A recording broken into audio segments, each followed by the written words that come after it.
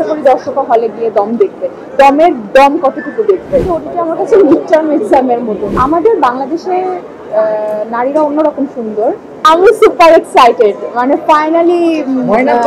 Finally আসলে নিশানকে এবং মাসুদকে আমি অন্য কারো সাথে দেখব।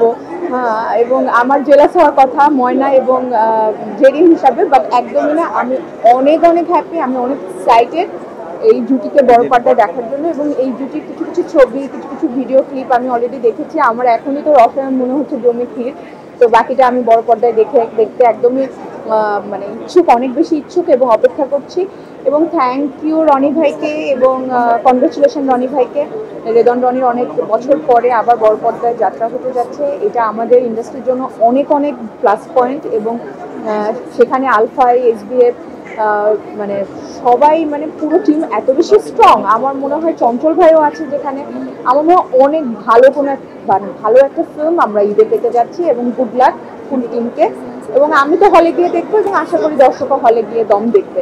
দমের দম কতটুকু দেখবে, তো আমি ওইভাবে দেখছি না যে নিশো ভাই এখন অন্য কারোর সাথে কাজ করছে, তো আমাকে অন্য কারোর সাথে করতে হবে। আমার কাছে যে চরিত্র আসবে সেই চরিত্রটাই আমি প্রাধান্য দিব, বারবার বলছি। এবং সেখানে যদি আমার কো আর্টিস্ট নিশো ভাই হয় বা অন্য যেতে হয়, সেটা তো অবশ্যই আমার জন্য অনেক আনন্দের। আমি তো এমন না যে আমি শুধু হিরোইন হতে চাই।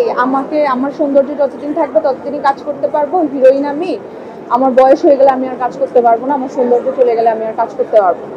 এটা না, আমি তো অভিনেত্রী হতে চাই। তো একজন অভিনেত্রীর রাস্তা অনেক বড় জার্নি এবং অনেক বড় রেসপন্সিবিলিটি, ভালো ভালো কাজ করাটা তার। এবং এটা অনেক প্রেশারেরও।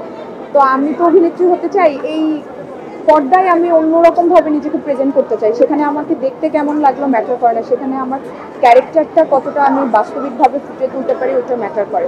আমার কোনো কারণেই আমি অভিনেত্রী হিসেবে আমার মনে হয় আমার অনেক বড় একটা পথ পাড়ি দিতে হবে। সেই পথটায় যদি অনেক সময় লাগে, আমার কোনো ব্যস্ততা বা আমার কোনো আক্ষেপ নেই যে কেন দেরি হচ্ছে।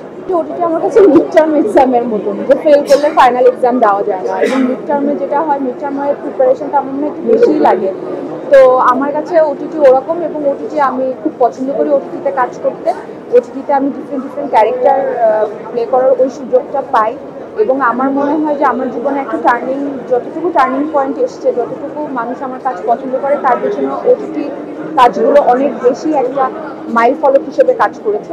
তো অবশ্যই আমি ওটিটি এবং ফিল্ম দুটা জায়গায় সমানভাবেই কাজ করতে চাই, তবে ভালো ভালো স্ক্রিপ্টে কাজ করতে চাই। আমাদের বাংলাদেশে নারীরা অন্যরকম সুন্দর, এটা সৌন্দর্যটা ডিফারেন্ট। এবং আমাদের বাংলাদেশের হিরোইন, যে কোনো নারী, যে কোনো মেয়ে, এদের জার্নিটাই ডিফারেন্ট, এদের স্ট্রাগলিং ডিফারেন্ট, এদের বিউটিটাও ডিফারেন্ট। তো এটার সাথে বাঙালি মেয়েদের সাথে বাইরের কারো তুলনা না করলে আমার মনে হয় বেটার। সবাই দোয়া করবেন যেন খুব তাড়াতাড়ি বড় পর্দায় আরেকটি ভালো ফিল্ম নিয়ে আমি আসতে পারি। আমি চাই যে মানে এমন না যে খুব ফ্রিকুয়েন্টলি আমার ফিল্ম আসতে হবে, একটার পর একটা খুব তাড়াতাড়ি আসতে হবে, এটা আমি কখনোই চাই না। কারণ সুরঙ্গর পরে একটা অনেক গ্যাপ দিয়ে কিন্তু আমার দাগে এসছে। তো আমি দাগের পরে যদি গ্যাপও হয়, তারপরও আমি চাই যে একটা ভালো চরিত্র, একটা ভালো গল্পেই যেন দর্শক আমাকে পর্দায় দেখে। এবং সেটার জন্যই আমার অলওয়েজ নিজেকে প্রিপেয়ার করা। তো এই তো, আমি সবার কাছে অনেক কৃতজ্ঞ, আপনারা এসছেন এবং হ্যাঁ, সুন্দর একটা সন্ধ্যা উপভোগ করুন। Thank you.